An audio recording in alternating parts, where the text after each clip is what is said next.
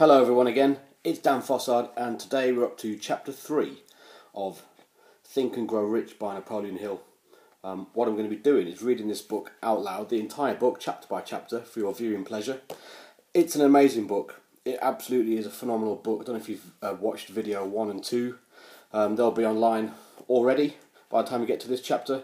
This is a chapter on faith. It's visualising and believing in the attainment of desire. This is the second step to riches. So here we go with chapter 3 of 16 of me reading out loud the entire book, Think and Grow Rich by Napoleon Hill. Thanks very much, and here we go. The second step to riches. Faith is the head chemist of the mind. When faith is blended with the vibration of thought, the subconscious mind instantly picks up the vibration, translates it into its spiritual equivalent, and transmits it to the infinite intelligence, as in the case of prayer. Faith, love, and sex are the most powerful of all the major positive emotions. When the three are blended, they have the effect of colouring the vibration of thought in such a way that it instantly reaches a subconscious mind, where it is changed into its spiritual equivalent from only the form that induces a response from the infinite intelligence. Love and faith are psychic, related to our spiritual side. Sex is purely biological and related only to the physical. The mixing or blending of these three emotions has the effect of opening a direct line of communication between the infinite thinking mind and infinite intelligence. How to develop faith. Faith is a state of mind that may be induced or created by affirmation or repeated instructions to the subconscious mind through the principle of autosuggestion. As an illustration, consider the purpose for which you are presumably reading this book, or in this case listening. The object is, naturally, to acquire the ability to transmute the intangible thought impulse of desire into its physical counterpart, money.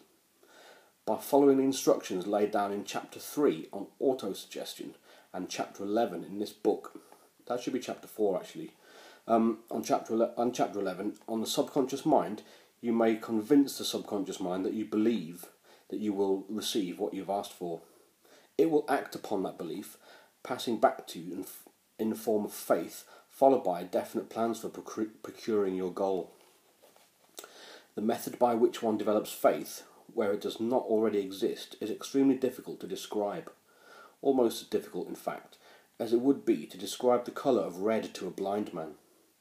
Faith is a state of mind that you may develop at will, after you have mastered the 13 steps to riches in this book. Making repeated affirmations to your subconscious mind is the only known method of developing the emotion of faith voluntarily. Perhaps the meaning may be made clearer through the following explanation as to the way people sometimes become criminals. Stated in the words of a famous criminologist, when people first come into contact with crime, they abhor it. If they remain in contact with crime for a time, they become accustomed to it and endure it. If they remain in contact with it long enough, they finally embrace it and become influenced by it. This is the equivalent of saying that any impulse of thought which is repeatedly passed on to the subconscious mind is finally accepted and acted upon. The subconscious mind proceeds to translate that impulse into its physical equivalent by the most practical procedure available. In connection with this, consider the statement, all thoughts which have been mixed with emotion and given feeling and given faith begin immediately to translate themselves into their physical equivalent or counterpart. The emotions, or the feeling portion of thoughts, are the factors that give thoughts vitality, life and action. The emotions of faith, love and sex, when mixed with any thought impulse, give it greater action than any of these emotions can do singly. Not only thought impulses which have been mixed with faith, but also those that have been mixed with any of the positive emotions or any of the negative emotions that may reach and influence the subconscious mind. From this statement, you will understand that the subconscious mind will translate a thought impulse of a negative destructive nature into its physical equivalent, just as readily as it will act upon the thought impulses of a positive or constructive nature. This accounts for the strange phenomenon that so many millions of people experience, referred to as misfortune or bad luck. Millions of people believe themselves doomed to poverty and failure because of some strange force over which they believe they have no control. They are the creators of their own misfortunes because of this negative belief, which is picked up by the subconscious mind and translated into its physical equivalent. This is an appropriate place at which to suggest again that you may benefit by passing on to your subconscious mind any desire that you wish translated into its physical or monetary equivalent in a state of expectancy or belief that the transmutation will eventually take place. Your belief or faith is the element that determines the action of your subconscious mind. There is nothing to hinder you from deceiving your subconscious mind when given it instructions throughout autosuggestion, as I deceived my son's subconscious mind. To make this deceit more realistic, conduct yourself just as you would if you were already in possession of the material thing which you are demanding. When you call upon your subconscious mind, the subconscious mind will transmute into its physical equivalent the most direct and practical media available. Any order given to it in a state of belief and faith and order will be carried out. Surely enough has been stated to give a starting point from which one may, through experience and practice, acquire the ability to mix faith with any order given to the subconscious mind. Perfection will come through practice. It cannot come by merely reading instructions. If it is true that one may become a criminal by associating with crime, and this is a known fact, it is equally true that one also may develop a faith by voluntarily suggesting to the subconscious mind that one has faith. The mind comes, finally, to take on the nature of the influences that dominate it. Understand this truth, and you will know why it is essential for you to encourage the positive emotions as dominating forces of the mind, and discourage and eliminate negative emotions. A mind dominated by positive emotions becomes a favourable abode for the state of mind known as faith. A mind so dominated may at will give the subconscious mind instructions which it will accept and act upon immediately.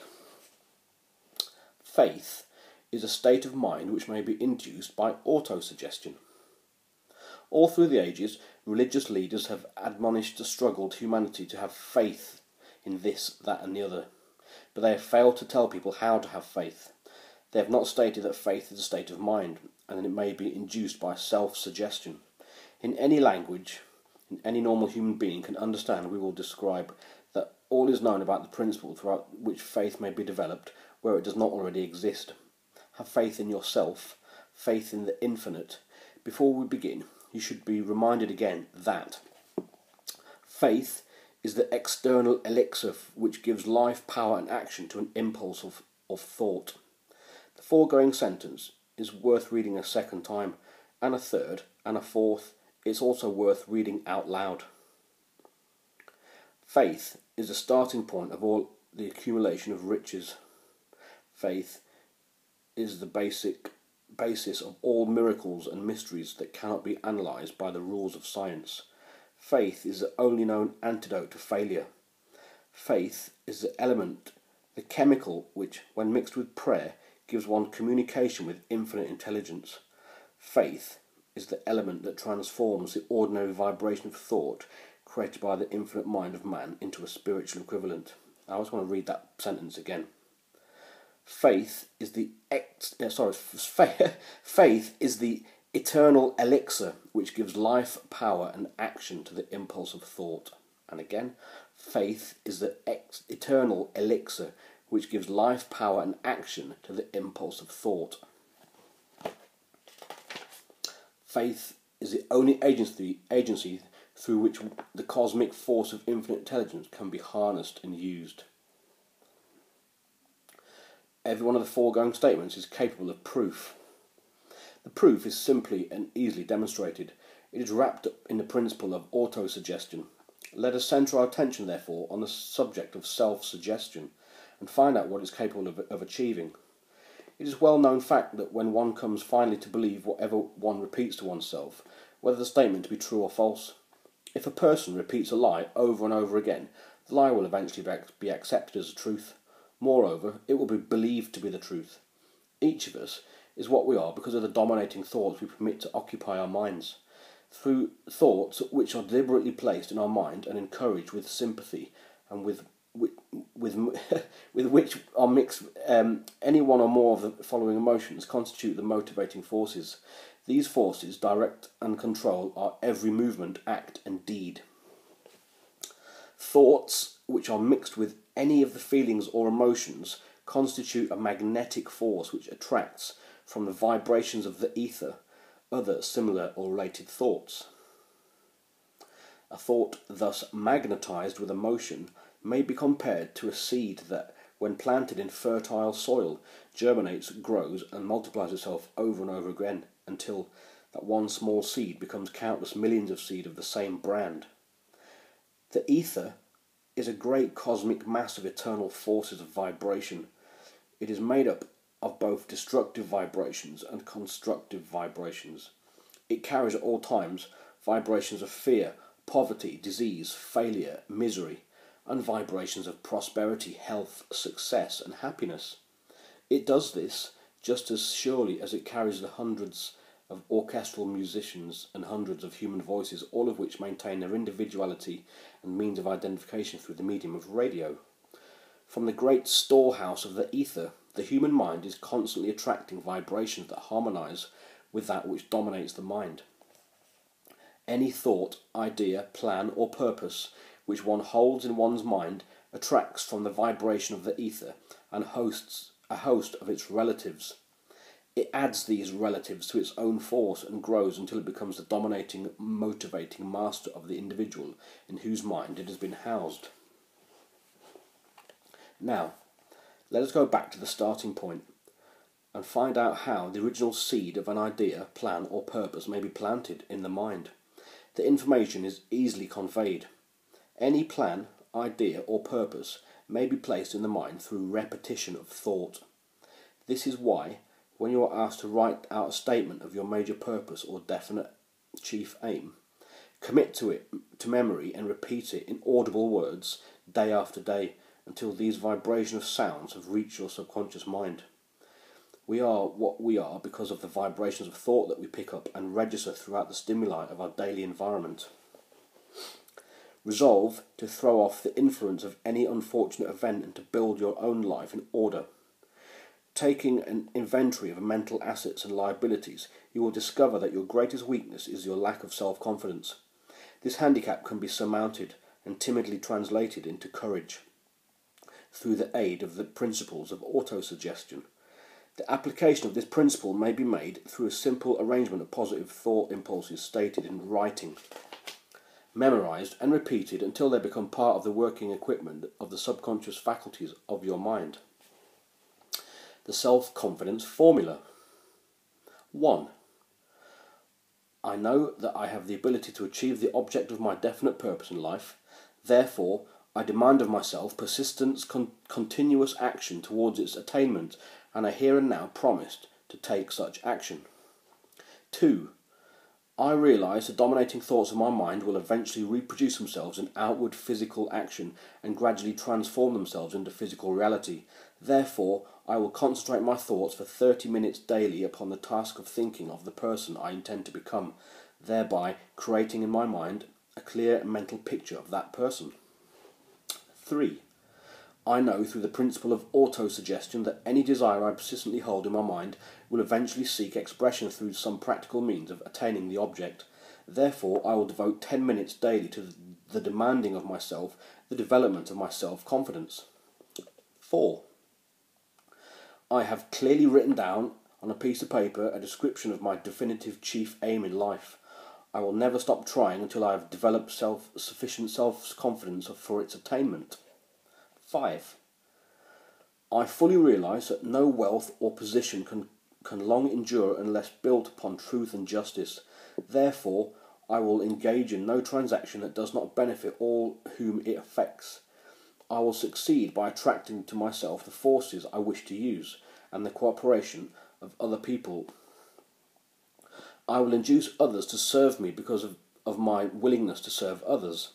I will eliminate hatred, envy, jealousy, selfishness and cynicism by developing my love for all humanity because I know that a negative attitude towards others can never bring me success.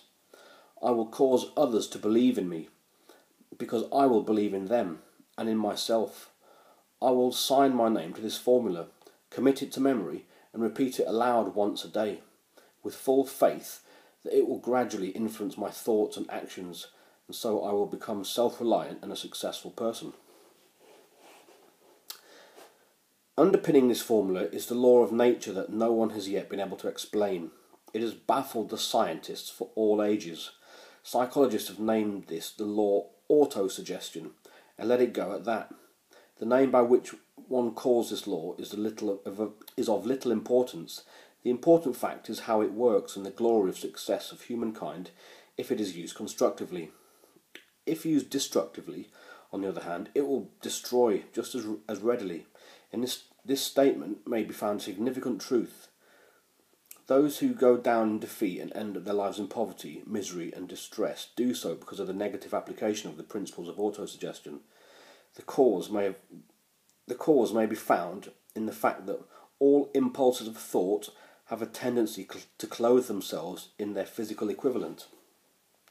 The subconscious mind, the chemical laboratory in which all thought impulses are combined and made ready for translation to physical reality, makes no distinction between constructive and destructive thought impulses. It works with the material we feed it through our thought impulses. The subconscious mind will translate into reality a thought driven by fear, just as readily as it will translate a reality of a thought driven by courage or faith. The pages of a medical history are rich with the illustration of the cases of suggestive suicide. A person may commit suicide through negative suggestion just as effectively as by any other means. In a Midwestern city, a bank official named Joseph Grant borrowed a large sum of money without the bank's consent. He lost the money through gambling. One afternoon, the bank examiner came and began to check the accounts. Grant left the bank and took a room in the local hotel. When they found him 3 days later, he was lying in bed, wailing and moaning, repeated over and over these words, "My God, this will kill me. I cannot stand the disgrace." In a short time, he was dead. The doctors pronounced this case of mental suicide. Just as electricity will turn the wheels of industry and provide useful service if used constructively, or snuff out life if wrongly used, so will the law of autosuggestion lead you to peace and prosperity, or down into the valley of misery, failure and death. It all depends on your degree of understanding and application of it. If you fill your mind with fear, doubt and disbelief in your ability to connect with and use the forces of infinite intelligence, the law of autosuggestion will take the spirit of unbelief and use it as a pattern to your subconscious mind will translate into its physical equivalent. This statement is as true as the statement that 2 and 2 are 4. Like the wind that carries one ship east and another west, the law of autosuggestion will lift you up or pull you down according to the way you set your sails of thought.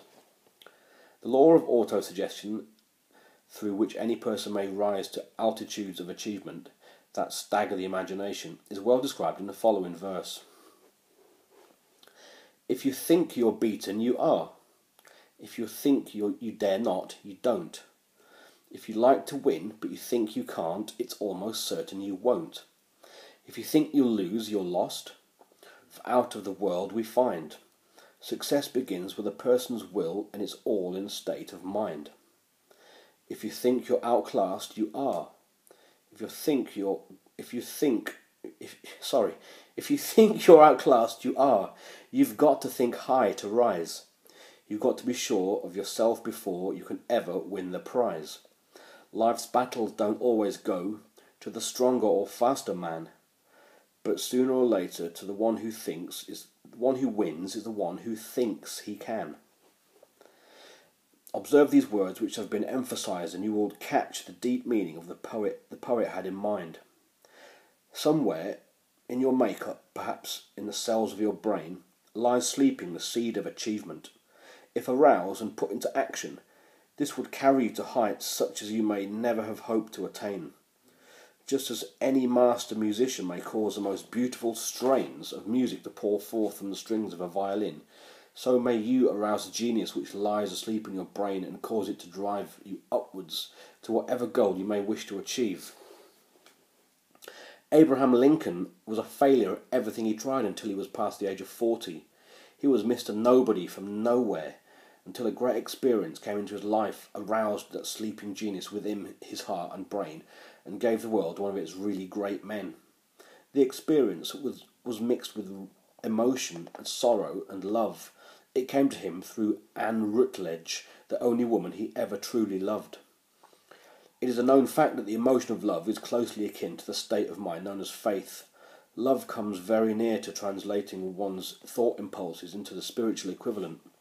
During his research, the author discovered, from an analysis of the work and the achievements of hundreds of outstanding men and their accomplishments, that the influence of a woman's love was nearly behind every single one of them. The emotion of love in the human heart and brain creates a favourable field of magnetic attraction. This causes an influx of the higher and finer vibrations that are afloat in the ether. Let us consider the power of faith as it was demonstrated by a man well known to all of civilization, Mahatma Gandhi of India. In this man, the world experienced one of the most astounding examples of the possibilities of faith. Gandhi wielded more potential power than any man living in his time.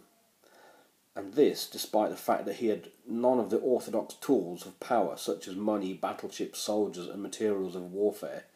Gandhi had no money, he had no home, he didn't even own a suit of clothes, but he did have power. How did he come by that power? He created it out of his understanding of the principle of faith, and through his ability to transplant that faith into the mind of 200 million people. Gandhi accomplished through the influence of faith something that the strongest military power on earth could not, and never will, achieve through soldiers and military equipment. He accomplished the astounding feat of influencing 200 million minds to coerce and move in unison as a single mind. What other force on earth, except faith, could do as much? The watchword of the future will be human happiness and contentment. When this state of mind has been attained, the production will take care of itself more effectively than anything else accomplished where people did not and could not mix faith with an individual interest with their labour. Because of the need for faith and cooperation in business and industry, it will be both interesting and profitable to analyse a particular event. This provides an excellent understanding of the method by which industrialists and leaders of business accumulated great fortunes by giving before they tried to get. The event chosen for this illustration dates back to 1900, when the United States Steel Corporation was being formed. As you read the story, keep in mind these fundamental facts and you will have an understanding of how ideas have been converted into huge fortunes. First, the huge United States Steel Corporation was born in the mind of Charles M. Schwab, in the form of an idea he created through his imagination. Second, he mixed faith with his idea. Third, he formulated a plan for the transformation of his idea into a physical and financial reality. Fourth, he put his plan into action with his famous speech at the University Club. Fifth, he applied and followed through his plan with persistence and backed it with a firm decision until it had become carried out. Sixth, he prepared the way for success by a burning desire for success. If you have often wondered how great fortunes are accumulated, this story of the creation of the United States Steel Corporation will be enlightening. If you have any doubt that people can think and grow rich, this story should dispel that doubt, because in it you will plainly see the application of a major portion of the 13 principles described in this book. John Lowell of the New York World Telegram, with whose courtesy it is here reprinted, dramatically told this astounding story of the power of an idea. A pretty after-dinner speech for $1 billion. Right. When, on the evening of December the 12th, 1900, some 80 of the nation's financial nobility gathered in the banquet hall of the University Club on Fifth Avenue to do honour to a young man out of the West, not half a dozen of the guests realised they were to witness the most significant episode in the American industrial history. J. Edward Simmons and Charles Stuart Smith, their hearts full of gratitude for the lavish hospitality bestowed on them by Charles M. Schwab during a recent visit to Pittsburgh, had arranged the dinner to introduce the 38-year-old steelman to the Eastern Banking Society. But they didn't expect him to stampede the convention. They warned him, in fact, that the bosoms within New York's stuffed shirts would not be responsive to oratory, and that if he didn't want to bore the Stillemans and Harrimans and Vanderbilts, he had better limit himself to 15 or 20 minutes of polite vapourings and let it go at that. Even John Pierpont Morgan, sitting on the right hand of Schwab, became as imperial dignity, intended to grace the banquet table with his presence only briefly, and so far as the press and public were concerned, the whole affair was of so little importance that there's no mention of it found in any way into print the next day. So the two hosts and their distinguished guests ate their way through the usual 7 or 8 courses. There was little conversation, and there was one, and what there was restrained. A few of the bankers and brokers had met Schwab, whose career had flowered along the banks of the river, and none of them knew him well. But before the evening was over, they, along with many of them, were swept off their feet, and $1 billion baby, the United States Steel Corporation, was conceived. It is perhaps unfortunate that, for the sake of history, that no record of Charles Schwab's speech at the dinner ever was made. He repeated some parts of it later date during a similar meeting of the Chicago bankers, and later still, when the government brought suit to dissolve the Steel Trust, he gave his own versions from the witness stand of the remarks that stimulated Morgan into a frenzy of financial activity. It is probably, however, that this was a homely speech, somewhat ungrammatical for the niceties of language and never bothered Schwab, full of epigrams and threaded with wit, but aside from that, it had given his galvanic force and effect upon the 5 billions of estimated capital that was represented by the diners. After it was over and the gathering was well under its spell, although Schwab had talked for 90 minutes, Morgan led the orator to a recessed window where, dangling their legs from a high, uncomfortable seat, they talked for an hour more. The magic of Schwab's personality had been turned on full force, and what was more important and lasting was the fulfilled, clear-cut programme he had laid down for the aggrandizement of steel. Many other men had tried to interest Morgan in slapping together a steel trust after the pattern of the biscuit, wire and hoop, sugar, rubber, whiskey, oil and chewing gum combinations. John W. Gates, the gambler, had urged it, but Morgan distrusted him. The Moore boys, Bill and Jim, Chicago's stock jobbers, had also glued together a match trust and a cracker corporation and urged it and failed. Elbert H. Gary, the sanctimonious country lawyer, wanted to foster it, but he wasn't big enough to be impressed until Schwab's eloquence took J.P. Morgan to the heights from which he could visualize the solid results of the most daring financial undertaking ever conceived. The project was regarded as a delirious dream of easy money crackpots. The financial magnetism then began a generation ago to attract thousands of small and sometimes ineffectively managed companies into large and competing crushing combinations, and become operative in the steel world throughout the devices of the journal business pirate John W. Gates. Gates already had formed the American Steel and Wire Company out of a chain of small concerns, and together with Morgan, they created the Federal Steel Company. The National Tube and American Bridge Companies were also two more Morgan concerns, and the Moore brothers had forsaken the match and cookie business to form the American group, Tin Plate, Steel Hoop, Sheet Steel, the National Steel Company. But by the side of Andrew Carnegie's gigantic vertical trust, a trust owned and operated by 53 partners, those other combinations were picayune. They might combine to their heart's content, but the whole of them could not make a dent in the Carnegie organisation, and Morgan knew it. The eccentric old Scot knew it too. From the magnificent heights of the Skibo Castle he had viewed, first with amusement and then with resentment, the attempts of Morgan's smaller companies to cut into his business. When the attempts became too bold, Carnegie's temper was translated into anger and retaliation. he decided to duplicate every mill owned by his rivals. Hitherto, he had been interested in wire pipe, hoops or sheet. Instead, he was content to sell such companies the raw steel which had led them into whatever shape they wanted. Now, with Schwab as his chief and able lieutenant, he planned to drive his enemies into the wall. So it was that in that speech of Charles M. Schwab, Morgan saw the answer to his problems of combination.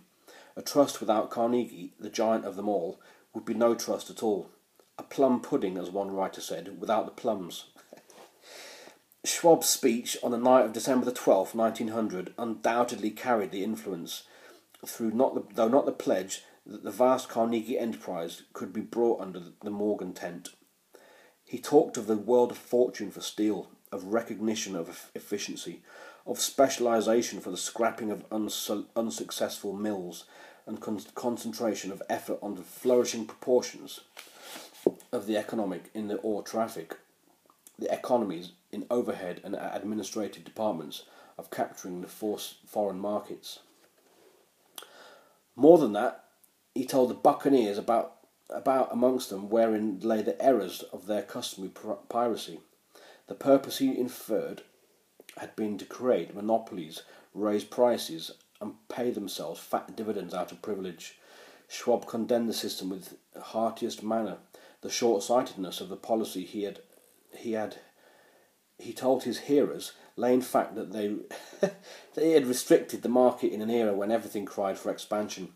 The cheapening of the cost of steel, he argued, was an ever-expanding market would be created, for more uses of steel would be devised, and a good portion of the world trade would be captured.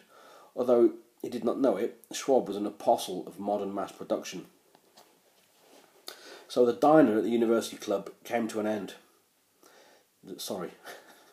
So the dinner at the University Club came to an end. Morgan went home to think about Schwab's rosy predictions. Schwab went back to Pittsburgh to run the steel business for Andrew Carnegie, while Gary and the rest went back to their wood tickers to fiddle around in anticipation of the next move. It was not long coming. It took Morgan about a week to digest the feast of reason Schwab had placed before him. When he assured himself that no financial ingestion was to result, he sent for Schwab and found the young man rather coy.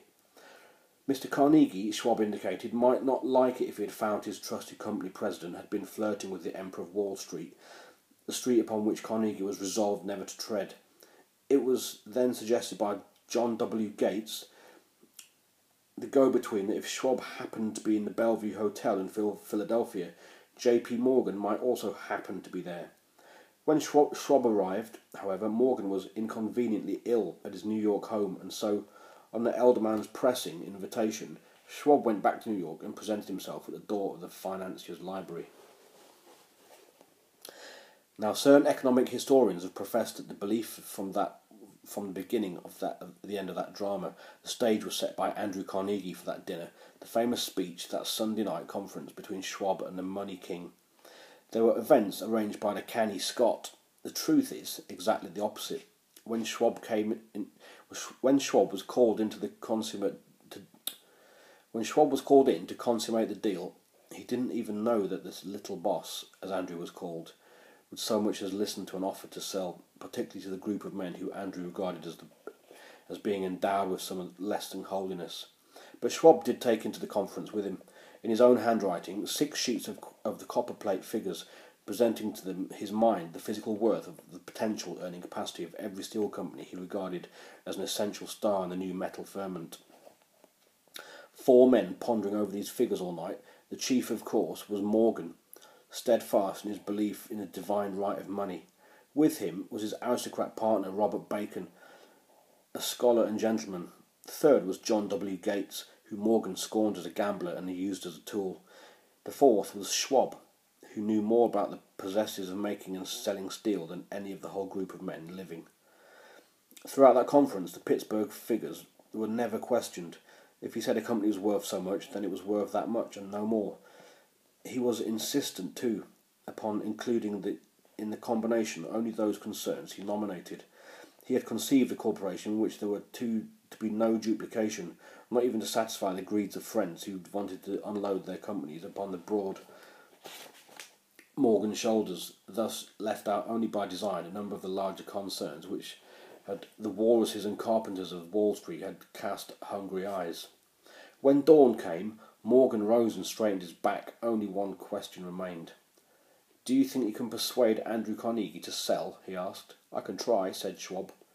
"And if I can't get him to sell, I will undertake the matter," said Morgan. But so far, so good. But would Carnegie sell? And how much would he demand? Schwab thought it would be about $320 million. What would he take in payment in?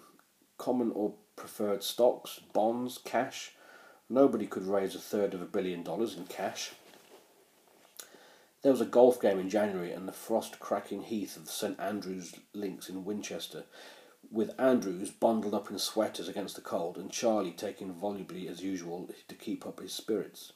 But no word of business was mentioned until the pair had sat down in the cosy warmth of the Carnegie cottage. Then, with the same persuasiveness that he had hypnotised 80 millionaires at the University Club, Schwab poured out the glittering promises of retirement in comfort, of untold millions to satisfy the old man's social caprices. Carnegie capitulated, wrote a figure on a slip of paper and handed it to Schwab and said, "All right, that's what we'll sell for." The figure was approximately $400 million and was reached by taking the $300 million mentioned by Schwab as a basic figure and adding to it $80 million to represent the increased capital value of the previous 2 years.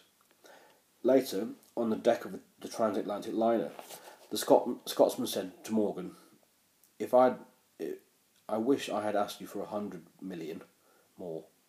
"If you had asked for it, you would have gotten it," Morgan told him cheerfully. The 38-year-old Schwab had his reward. He was made the president of the new corporation and remained in control until 1930.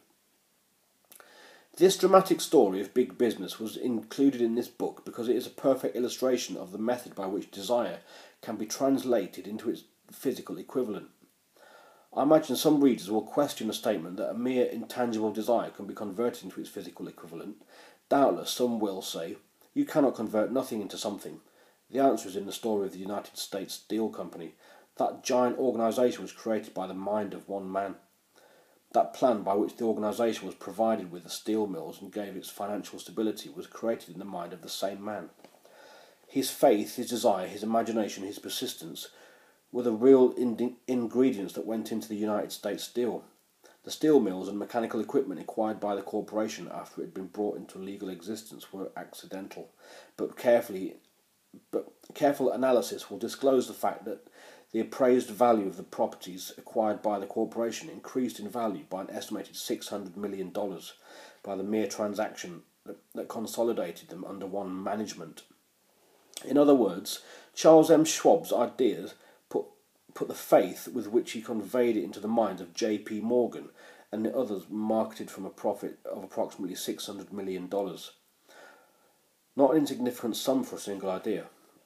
What happened to some of the people who took their share of the millions of dollars of profit made by this transaction? It is a matter with which we are now concerned. The important feature of this astounding achievement is that it serves as an unquestionable evidence for the soundness of the philosophy described in this book. Moreover, the practicality of the philosophy has been established by the fact that the United States Steel Corporation prospered. It became one of the richest and most powerful corporations in America, employing thousands of people, developing new uses for steel and opening new markets, thus providing the $600 million in profit with which the Schwab idea was returned. Riches began in the form of thought. The amount is limited only by the person in whose mind the thought is put into motion. Faith removes limitation.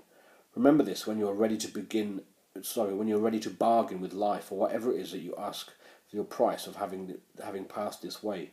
Remember also that the man who created